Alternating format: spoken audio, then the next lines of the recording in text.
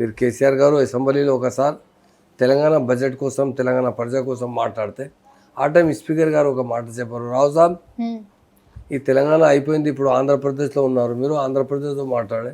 ఆ టైం కేసీఆర్ గారు transport minister ఉన్నారు, డిప్యూటీ స్పీకర్ ఉన్నారు.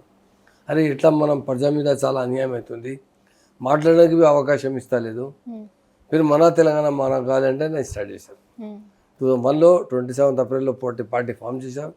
నేను బి ఆయన వెంబడి ఆ రోజులో పని చేస్తున్నాను. వచ్చే తర్వాత సార్ అంటే ఆల్ కమ్యూనిటీలో ముస్లిం కమ్యూనిటీకు చాలా రెస్పెక్ట్ ఇచ్చారు.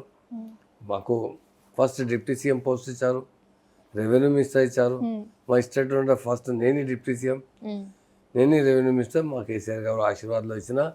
ఎందుకంటే ముస్లిం చాలా బ్యాక్వర్డ్ కమ్యూనిటీ అయింది. ఇంతకుముందు ఇప్పుడు చాలా ఫార్వర్డ్ ఉంది రూరల్ కమ్యూనిటీ 1948 ముందు.